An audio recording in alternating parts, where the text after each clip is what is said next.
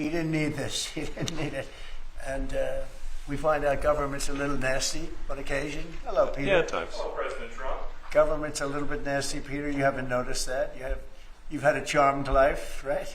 You tell me. Very charmed. I think you've had a charmed life. I think what I'll do, if you don't mind, numbers have just come out which are rather extraordinary, and I thought I'd play a tape of one of the people who I've respected over the years, from Joe Kiernan and Rick Santelli. This just came out, and we'll just play that for a second.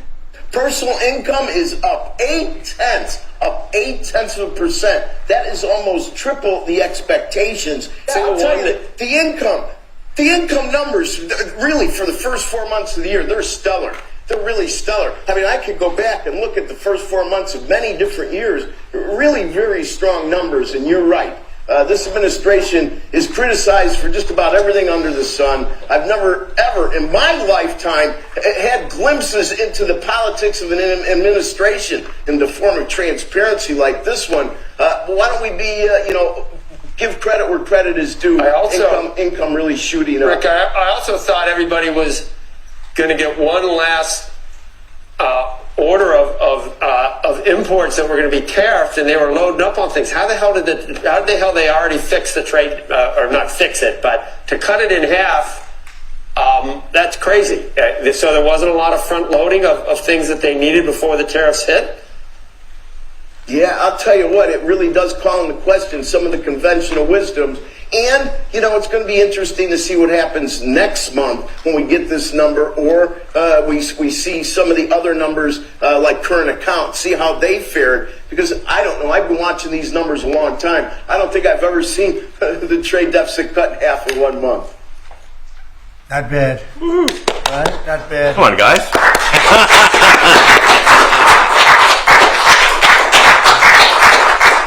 Yeah. I see Howard and Scott are here, so it's great.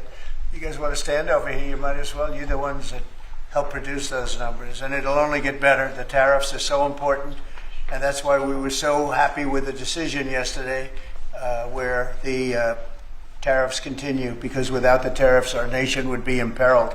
We would really be imperiled. I think I can say that with great surety, Scott and Howard. And so we were very happy to get that decision, that big decision yesterday. And today it's about a man named Elon, and he's one of the greatest business leaders and innovators the world has ever produced. He stepped forward to put his very great talents into the service of our nation, and we appreciate it. And I just want to say that Elon has worked tirelessly helping lead the most sweeping and consequential government reform program in generations. And the kinds of things that he's found and his people have found. He's brought a group of very smart people in, and they found things that are pretty unbelievable.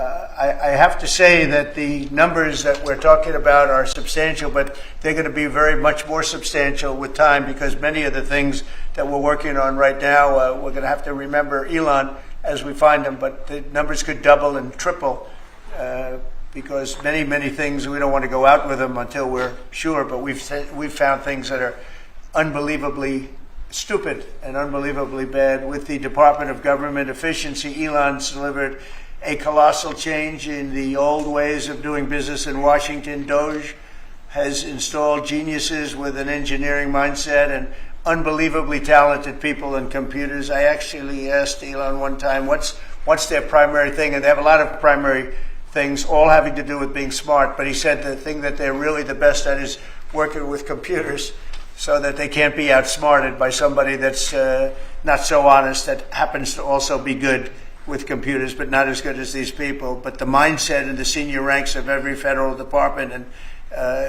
it's really changed. And with Elon's guidance, they're helping to detect fraud/waste and modernize broken and outdated systems. So as you know, we're talking about various systems and changing systems. And, sadly, it takes a long time to do that. You'll change, let's say, a system at IRS and computerize it properly, where the job can be done in 1/10 the time, but it takes sometimes years to rebuild those systems. But we've started. In many cases, we've started. I will say that this has less to do with Elon, but the air traffic control systems, we're bidding out to the best companies in the world, those systems right now. They were what the previous administration was horrible what they did. They spent billions and billions of dollars, and in the end it didn't even come close to working. They tried to hook up wire to copper, and it can't be done. And they just spent billions of dollars and just wasted money. Actually made the system much worse. So we're going to get a brand new modern system. Congress is working with us on that, and we're going to get it done as quickly as we can. But it's in the works, and once it's done, it'll be good for 30 years. But we have a system that's 48 years old and would have a modern computer hooked into a very outdated computer, and they don't hook up. I mean, they didn't hook up. So after spending billions of dollars, they turned on the system, and it in never any cases from local to countrywide, they never worked.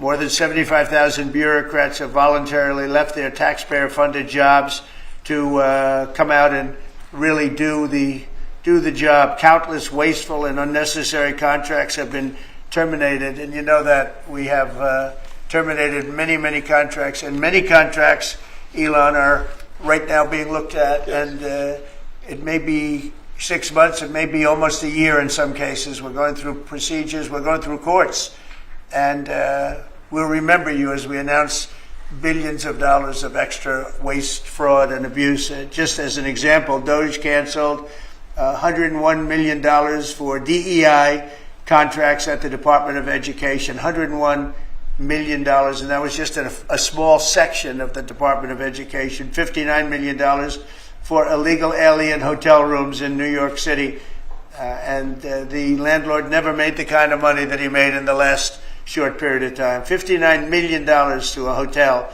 in New York City. $45 million for diversity, equity, and inclusion scholarships in Burma. In Burma, does anyone know about Burma? $42 million for social and behavioral change in Uganda. $40 million to improve the social and economic inclusion of sedentary migrants. I can say it's $2 billion to Stacey Abrams and her environmental movement. There was $100 in the account, and all of a sudden they found $2 billion in the account.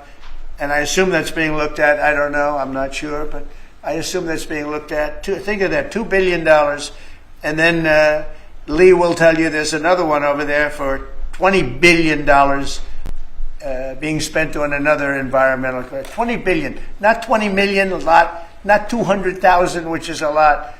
So think of it, in her case, you have $100, and now all of a sudden she gets hit with an infusion of $2 billion just before I take office.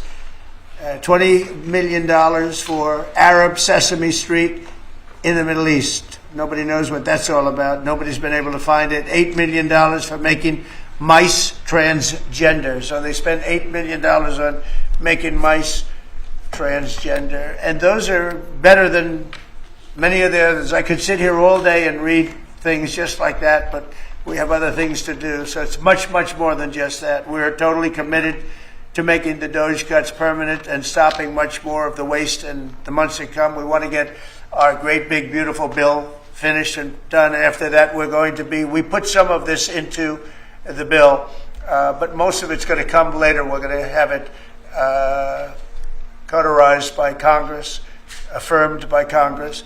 In some cases, we'll make cuts. In some cases, we'll just use it in a different layer to save the money. But it's hundreds of billions of dollars. DOGE has also fully modernized the federal retirement process and continues to work very hard on the IRS modernization. But we're taking that over with DOGE.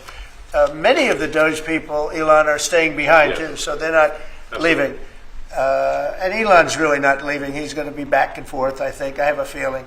It's his baby, and I think he's going to be doing a lot of things. But Elon's service to America has been without comparison in modern history. He's already running one of the most innovative car companies in the world. You look at his factories and compare them with some of the old factories we have, and it's a big difference. And the most successful space company, and I guess in history you would have to say the largest free speech platform on the internet, etc.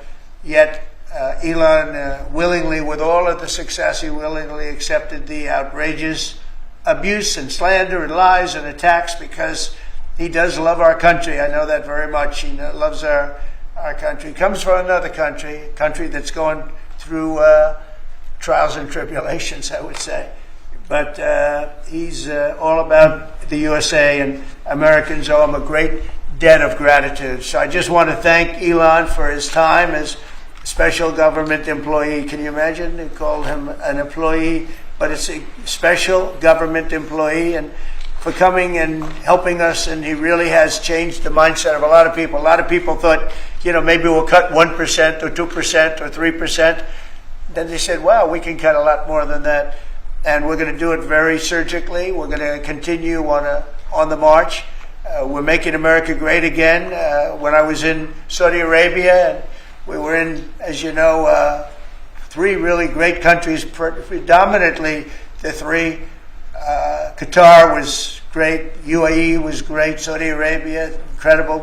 Such an incredible experience to be in those 3 countries. But the Crown Prince of Saudi Arabia, and I must tell you, the great leaders of the other 2 that we just mentioned, they all said the same thing, that the United States is the hottest country right now anywhere in the world. And 6 months ago, we thought it was dead. It was like a dead country.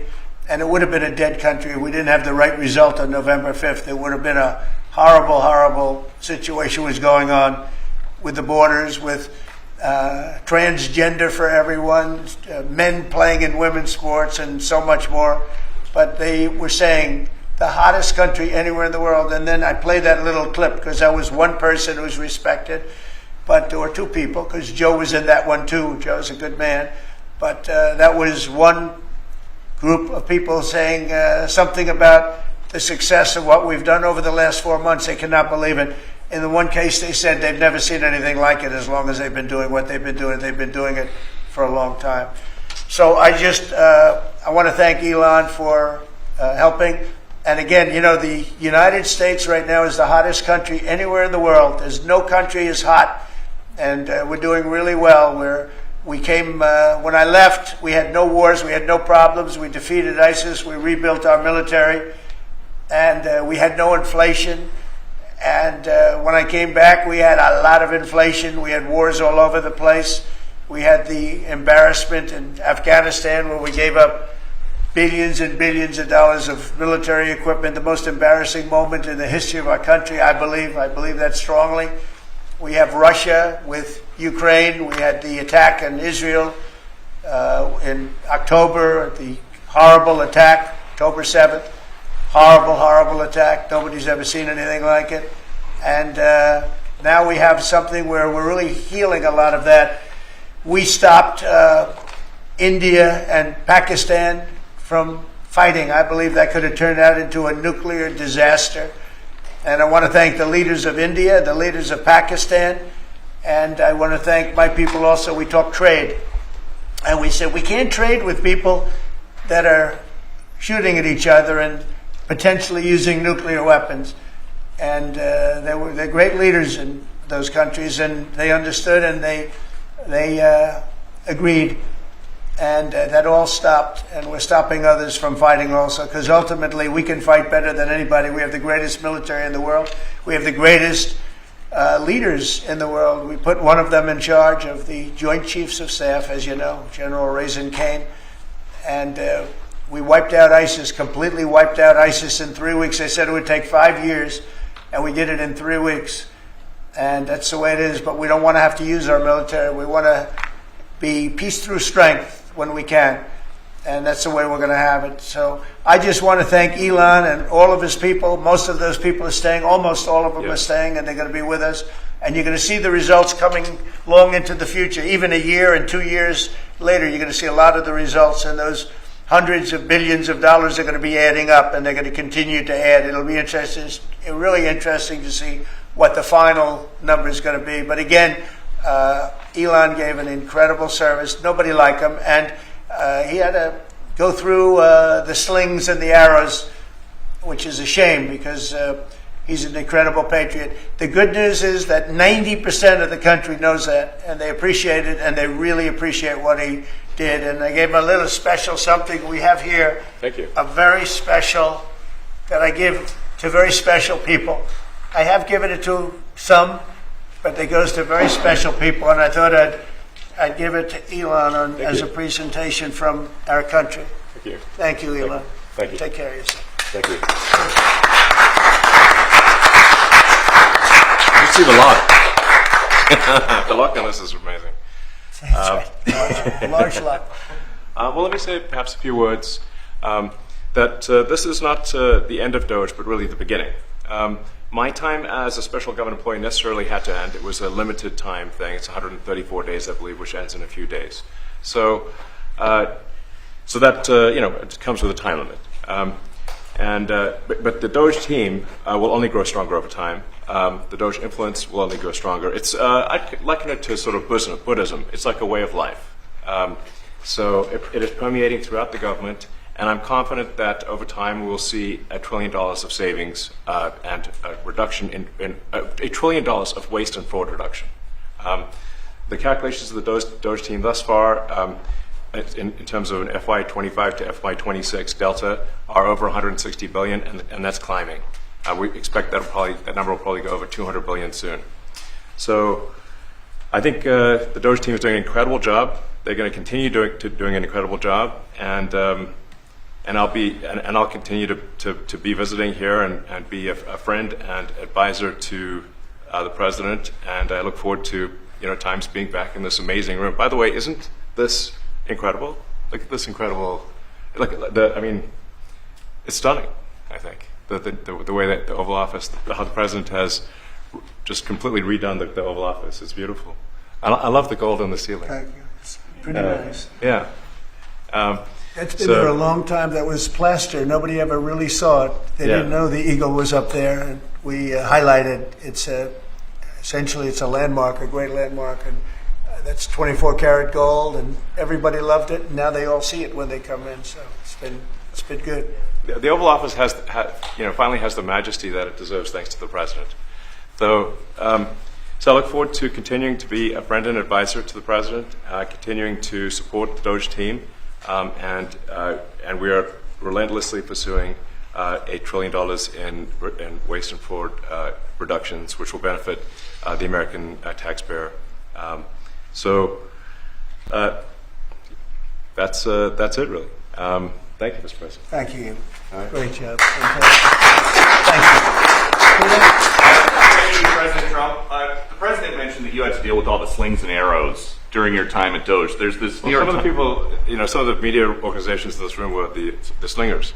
Well, so there is a New York Times report today that accuses you of blurring the line between. It's the New York Times. Is that the same publication that got a Pulitzer Prize for false reporting on the Russiagate? Is it the same organization? I think it is. I think it is. I think the judge just ruled against the New York Times for their lies about the Russiagate hoax, and that they might have to give back that Pulitzer Prize. That New York Times. Let's move on. Okay. Next question.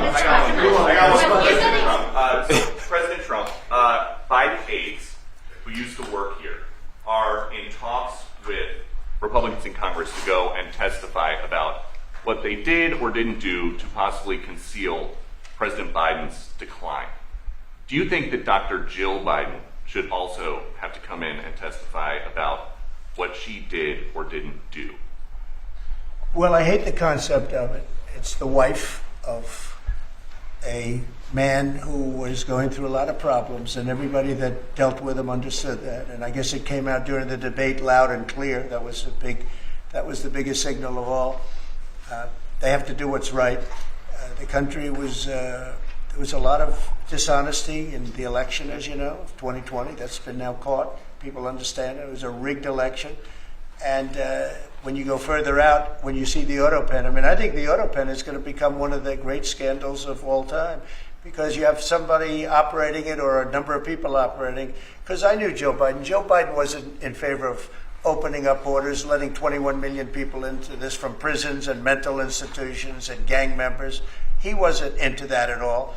And who signed these orders, proclamations, and all of the different things that he signed that set our country so far back, that was so bad for our country. With the auto pen, how would it work? Like, we're in the Oval Office right now. If there was a group of rogue staffers that worked for you who wanted to advance a bill or an executive order without your knowledge, how could they do it?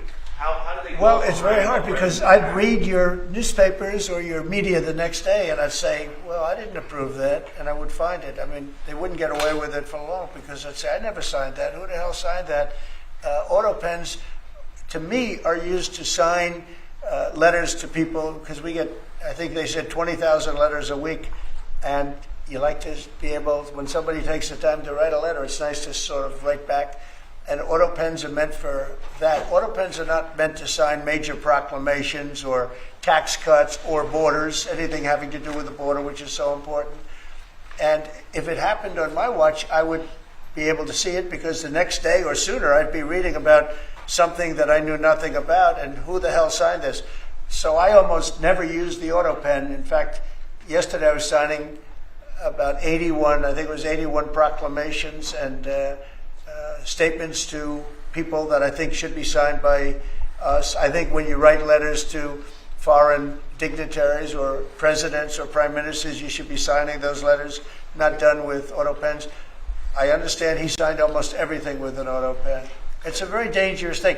It really means you're not president. Whoever operated the auto pen, and we think we know who that is, and it was actually more than one person, but that's not what the presidency is all about. I hardly used to hear Mr. that. President, on Are you China. going to reinstate the tariffs on China? You said that they violated the agreement with the U.S. Well, they did. They violated a big part of the agreement we made. You know, if you read that whole statement, I was very nice to them. I helped them because they were in trouble with the stoppage of a massive amount of business. But I'm sure that I'll speak to President Xi and hopefully we'll work that out. But yeah, it's a violation of the agreement. Yeah, please. Mr. President, can you give us an update to the latest ceasefire agreement that Israel has agreed to, but Hamas is still considering?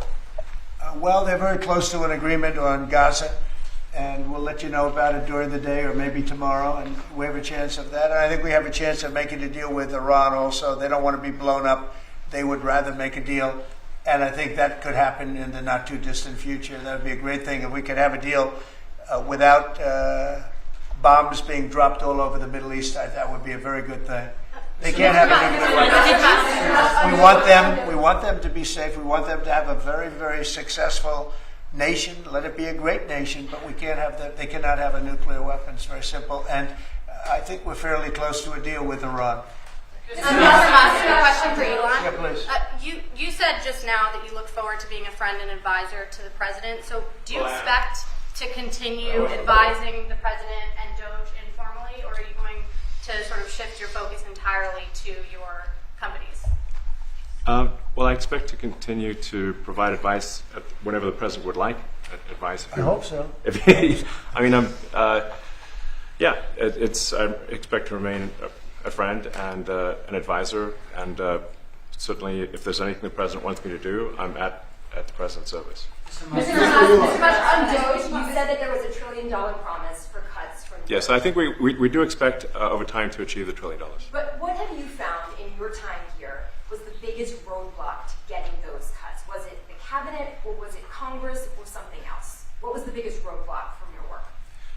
It's mostly just a lot of hard work. It's really not any one person or Congress. It's going through really millions of line items and saying just each one of them makes sense or does not make sense. Obviously, at times when you cut expenses, those who are receiving the money, whether they're receiving that money legitimately or not, they do complain. And you're not going to hear someone confessing that they received money inappropriately. Never. They're going to always say that they received money appropriately for an important cause. Naturally, that's what you'd expect. So we just have to. It's just a lot of work going through the vast expenses of the federal government and just really asking questions. What's this money for? Are you sure it's actually being used well? Many times we can't even find anyone who defends it. So for a lot of the expenses, there is actually no defender at all. And then we have to just work through the process of stopping the spending, where there's often literally no defender. Nobody even knows why the money's being spent. It's truly absurd. I mean, we find situations where there are millions of software licenses with 0 people using them. 0. Exactly. This is the quizzical expression. You're like, surely, if there's millions of software licenses, someone should be using them. No, and then we've got to go through the process of saying, okay, look, if no one's using the software, we need to terminate this software license agreement. That's everywhere in the government, by the way. Mr. Musk, what do you think would be easier, colonizing Mars or making the government efficient? It's a tough call, but I think colonizing Mars and making life multiplanetary is harder. And as I said, we do expect to achieve over time the $1 trillion of savings. We can't do it in like a few months, but if you say by I think the official end of DOGE, which the president may choose to extend, is the middle of next year. If you say by the middle of next year, with the support of the president and Congress, could we achieve $1 trillion of savings? I think so. We're on track to do so. Do you have faith that Congress is going to Go ahead. Mr. President, you had mentioned earlier in the week that DOGE had become a whipping boy, and as the President mentioned, you went through a lot to go through this process. Yes. Was it worth it for you, and what would you change? Yes, so what we found was happening was that if there were any cuts anywhere, then people would assume that was done by DOGE. And so we became like essentially the DOGE boogeyman, where if any cut anywhere would be ascribed to DOGE. A friend of mine's daughter, who's at law school at Georgetown, thought that DOGE had cut the Senate, internships the legal internships for the Senate, and we have nothing to do with that. So if they have been cut, it's not to do with us, just as an example. So, it just became a bit ridiculous where any cut anywhere was somehow DOGE, and including things that made no sense, and we would agree made no sense. There are many things that occur in the government because it's the banal evil of bureaucracy. It's sort of the frankly largely uncaring nature of bureaucracy. It's as the great Milton Friedman said, money is spent most poorly when it is someone else's money being spent on people you don't know, and that's how federal spending is. And then you can't really even blame the individuals because the way the government works is complaint minimization. So when you do when someone within the government tries to stop money being spent, there's usually someone that complains. And then their manager will say, it's not worth the trouble. Just pay it anyway. That happens over and over again. So was it worth Thank I think it was an important thing. I think it was a necessary thing, and I think it will have a good effect in the future. Thank you, President Trump. This week there was a video on board a plane that showed the First Lady of France slapping her husband, Emmanuel Macron. Do you have any world leader to world leader marital advice? Make sure the door remains closed. That was not good. Yes. No, I spoke to him, and he's fine. They're fine. They're two really good people. I know them very well, and I don't know what that was all about, but I know them very well, and they're fine. I got a little shiner here. What do you think about Was the there? Democratic Party plan to avoid being swept in every battleground state again by spending $20 million to study how to speak to American men? Well, they spent $2.8 billion. We spent 1.5. We spent much less. We spent about half of what they spent, and at the end they were $28 million short. They had to be. They spent $2.8 billion. It's a lot, but they couldn't get $28 million at the end, and now they want to spend. I read that they want to spend money to learn how to talk. That's fake. You don't want to be fake. You shouldn't have to hire consultants to say what America needs, because then the consultants should be running the deal, not them. But I read that they want to spend a lot of money in each state. So we won all 7 swing states, 7 out of 7. We won a lot more than that. We won the popular vote. We won everything, and they want to spend money to find out what they did wrong. And I mean, I could tell you what they did wrong. I could tell you every one of their programs When they say men playing in women's sports, I would say that's not a winner. When they say transgender for everybody, I think that's not a winner. When they say open borders so the entire world population of criminals can pour into our country, I don't think that's a winner. I mean, I just gave them that for free, but I don't know if they'll change their ways. I see them all the time. I see people that I know in Congress, Democrats, they're trying to justify some of the things I just said. You can't justify them. I always hear the 80-20 issues. I say they're not 80-20, they're 97-3. They might be 99-1. They're not 80-20. They wish they were 80-20. And they're wasting a lot of money if they're going to continue with that nonsense. And this Mr. is President, more on of the a big- page 6 question, but back when you hosted The Apprentice, you mentioned once in 2012 that Diddy was a good friend of yours back then. He has since found himself in some very serious legal trouble. No, that's true. Would you ever consider pardoning him? Well, nobody's asked. You had to be the one to ask, Peter, but nobody's asked. But I know people are thinking about it. I know they're thinking about it. I think some people have been very close to asking. First of all, I'd look at what's happening, and I haven't been watching it too closely, although it's certainly getting a lot of coverage.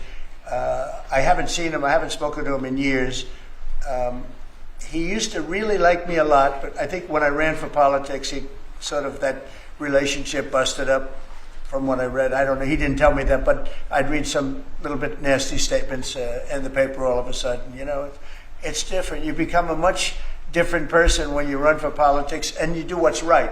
I could do other things, and I'm sure he'd like me, and I'm sure other people would like me, but it wouldn't be as good for our country. As we said, our country's doing really well because of what we're doing. So it's not a popularity contest. So, I don't know. I would certainly look at the facts. If I think somebody was mistreated, whether they like me or don't like me, it wouldn't have any impact on me. Mr. President, on the big beautiful bill, would you like to see the Senate build in some support for your tariffs on the big beautiful bill, or should that be a standalone bill? I have great support on the tariffs. I mean, I was so honored that we got that ridiculous stay lifted, because that would have taken away presidential power. It would have taken away everything that was granted by the founders. It would have been a terrible thing.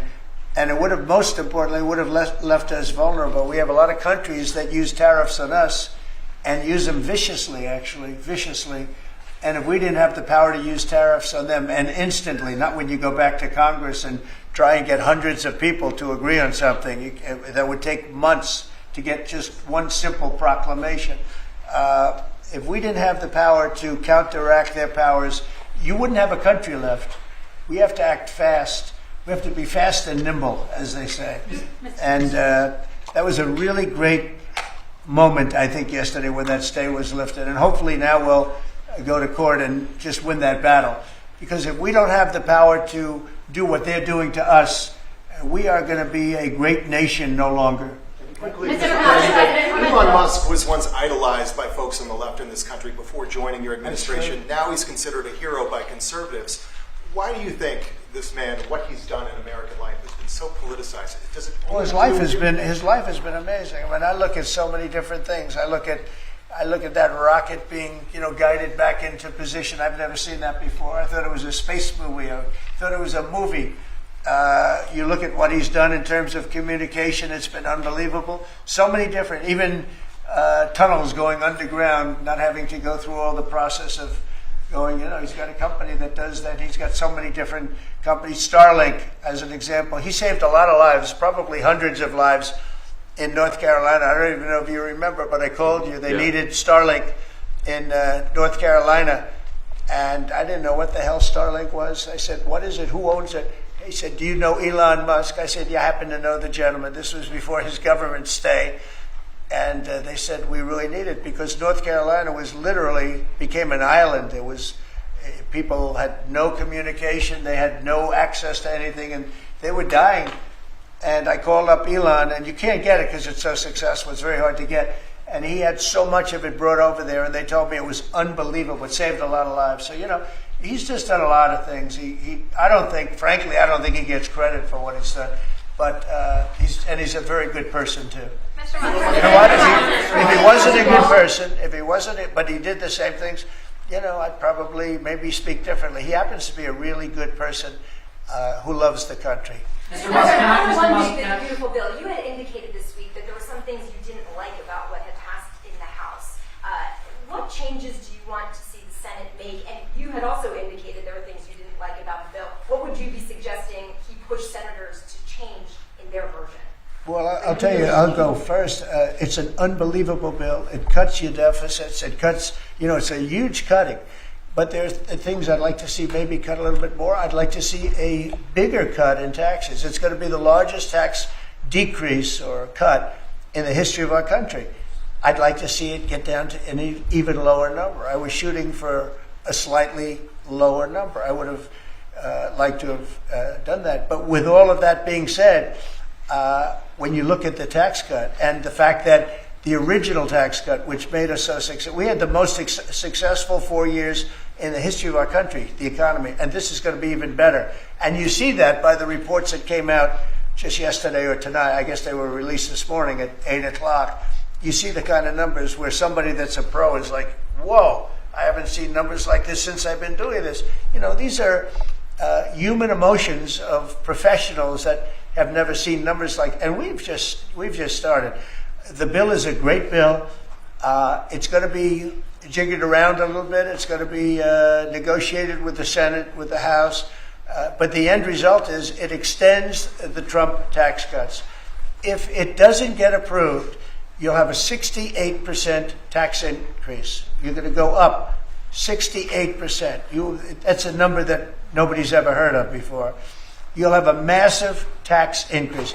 If it does get approved, you'll have a large tax cut, the largest we've ever had. When you add the past tax cuts that we got you, the Trump tax, they call them the Trump tax cuts. It's an amazing bill. It does amazing things. With all of that, it's going to be adjusted a little bit over the next coming weeks, and I think it's going to be passed. The Republicans want to pass it. With all of the great things it does, including an extension of debt, it's the extension. We have to extend the debt. If we don't extend debt, we're in default. Now, the Democrats might like our country to be in default, but in 250 years, we've never been in default. That was handed to them by a very well-meaning man that gave it to them because he thought it was the right thing to do.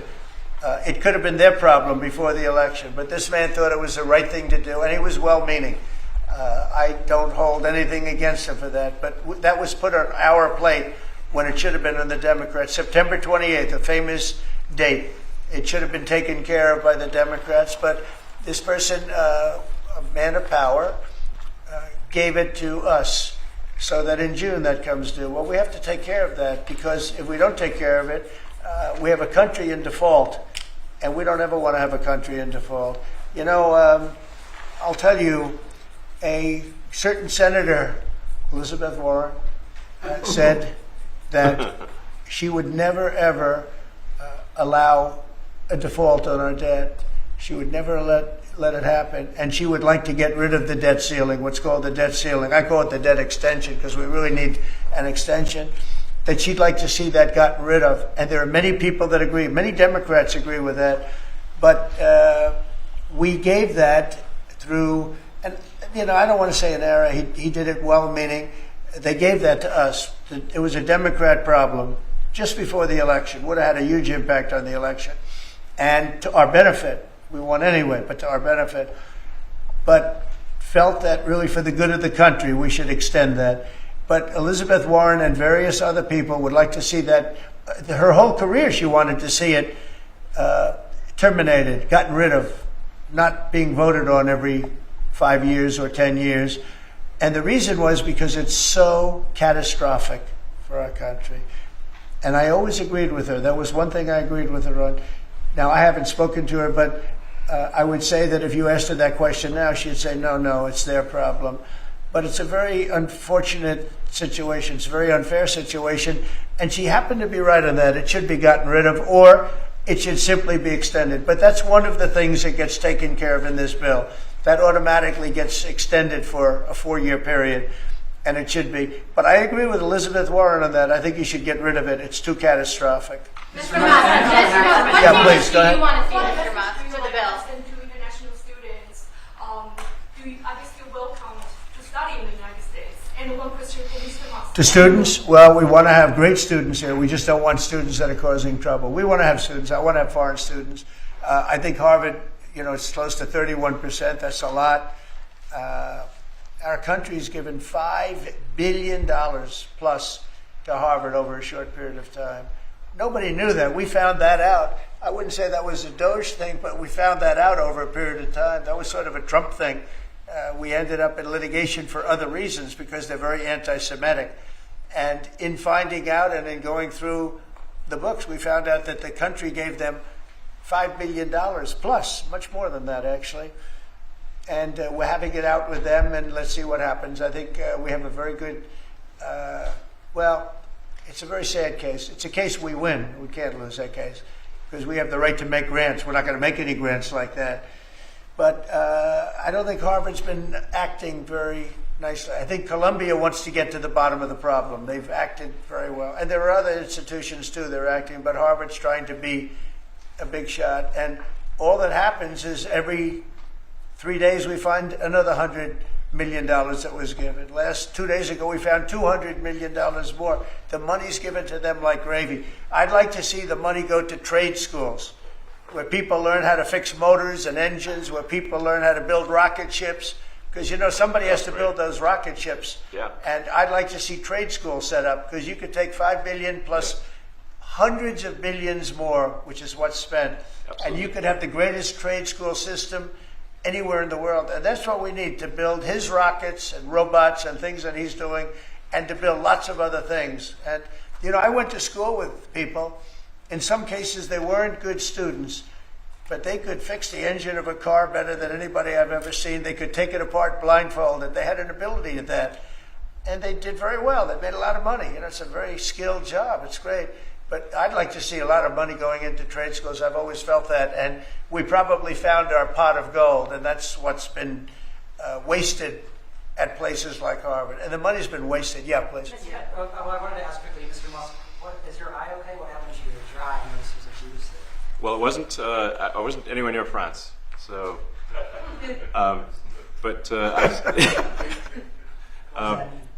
No, I didn't notice about the First Lady of France getting slapped. I didn't notice.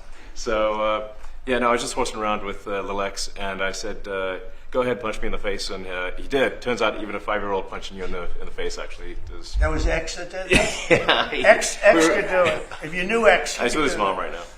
But I didn't really feel much at the time, and then I guess it bruises up. But I just horsed around with the kids. I didn't basically. notice it, actually. I know that you try to stay pretty neutral because not your war. But And by the way, not my war. I just want to solve the problem for people. This was not a war that was going to happen if I were president. right, and so not your war. But as you try to fix it, and as you survey this hellscape of the Ukrainian front lines, It's horrible. and you and your team deal with a very stubborn Vladimir Putin. Do you And Zelensky? Yeah. But do you look at this Very conflict stubborn Zelensky, too. any differently now? Like, do you look at this and see Putin as the good guy or the bad guy? So I've known him very well. And I went through a lot of things with him because Russia was, the Russia hoax turned out to be a total hoax.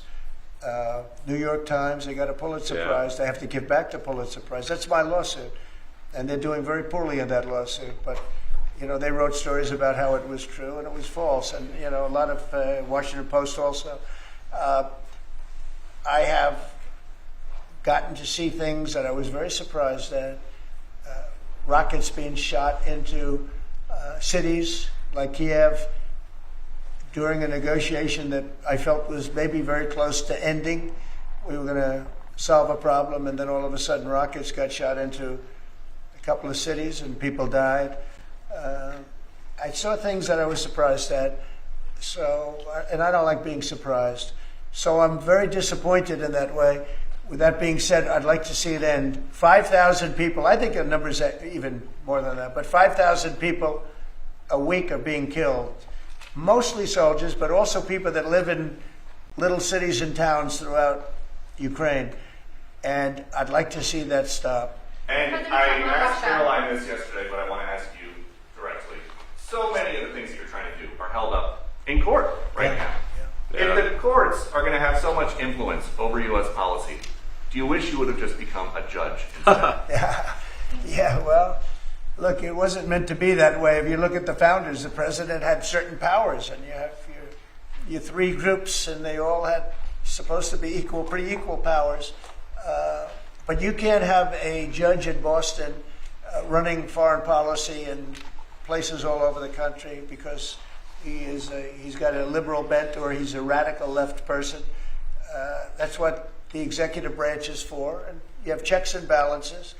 But we had millions of people pour into our country, many criminals poured into our country, murderers, mental institutions from all over the world being emptied out into our country. And if we don't get them out and get them out quickly, could lose your country very easily.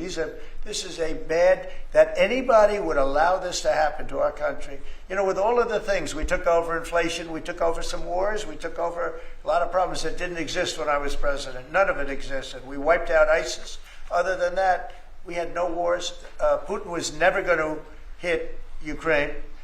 Israel would have never been attacked. That attack, as you know, Iran had no money. They didn't have money for Hamas. They didn't have money for Hezbollah. They had no money whatsoever. That wasn't going to happen. All of these things that happened weren't going to happen. You wouldn't have had inflation. So it's very sad when I came back. But the thing that is the hardest is that they allowed 21 million people into our country, and many of those people are stone-cold criminals. They moved their criminal population into the United States, and of all the things that are bad, I solved inflation, I believe, already. I got the fuel prices down. The fuel prices came down. That's one of the reasons. They screwed up the energy. They screwed up the cost of gasoline and oil and gas. And you had tremendous inflation, the greatest inflation probably in the history of our country under Biden. And when people said, oh, but the economy was, no, the economy was terrible for the people because they couldn't afford the energy. And the energy brought everything else up. Energy is the big deal. But with all of that, we solved that already. In 4 months, we solved it. $1.99, $1.98 gasoline. First time people have seen that in a long time since my term. But the hardest thing to solve is millions of people pouring into our country, many of whom are criminals. Because remember, these countries are smart. Their leaders are very street smart. They're sending the people that they don't want. They don't want the people that are there, that are law-abiding, that are productive, that are working hard. They want people that are in jails. We have them. They allow them to come in. And I always look to the other side, like, why would somebody do something? In business, I try and study, why would they want to do this? Why would they want to sell it? Why would they want to buy it? One thing I can't figure out is, what would an administration, what were they thinking when they allowed millions of people from prisons all over the world, not just from South America, Venezuela, all over the world, from the Congo in Africa, hundreds of people, thousands of people from the Congo, rough prisoners, from Asia, from Europe, rough parts of Europe. Why would they allow them to come into our country? Why would they do that? It's the one thing I can't figure out.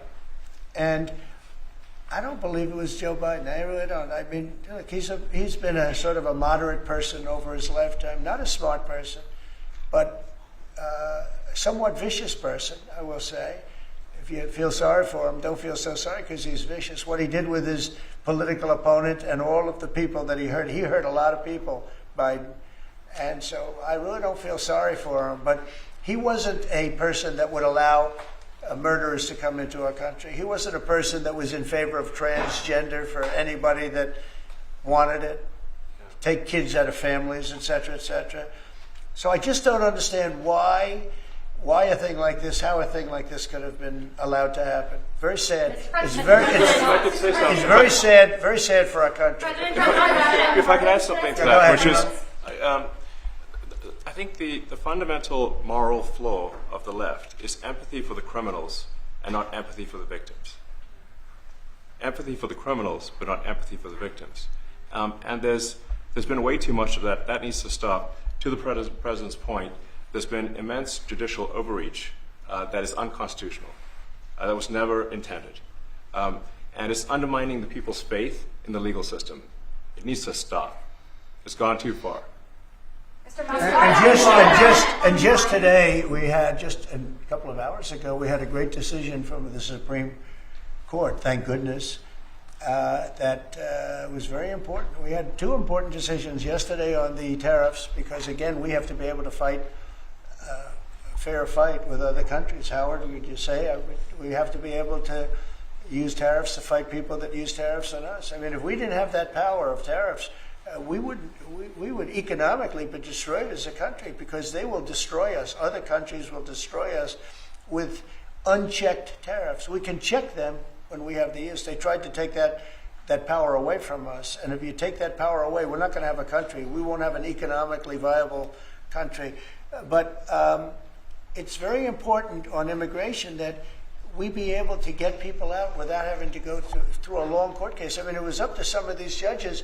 Every single one of these millions of people, criminals, prisoners that were let go from jails because they save a fortune when they did. They brought them into the United States. You know what they're saving? The money they're saving? But some of murderers, it's very important that we're able to get those people out of here fast, bring them back to their country where they belong. And those countries take them, because if they don't take them, they have to go through the wrath of the United States, and they take them. But we have judges that don't want that to happen, and it's a terrible thing. That's going through the court system right now, that whole situation. But when ICE and with Border Patrol, they've done an incredible job. When they do this incredible job, and they capture 100 killers and drug dealers, and we can't keep them for years here as we go through trials. We have to get them out rapidly, and we know who they are. And we're very careful about who they are, but we have to get them out rapidly, or again, we're not going to have a country. Okay? Maybe one or two more. Go ahead, please. That tariff may also affect companies like Tesla, which has cars manufactured abroad, and this is also to use Musk. Well, he's going to end up building his whole car here. I mean, I thought he built his whole car. Pretty much he does. He's got incredible factories in, like I looked at one in Texas. It's unbelievable. No way. All of the manufacturers will build their parts here too. I mean, it used to bother me. They make a part in Canada, a part in Mexico, a part in Europe, and sent all over the place, and nobody knew what the hell was happening. I think it's ridiculous. You build a car, make it in America, and I gave them a little leeway on that. I gave them some leeway. But over the next year, they've got to have the whole thing built in America. That's what we want. We want America to buy American-built cars. Thank you very much, everybody. Thanks, guys. Thanks, guys. Thank you, guys. We're heading out.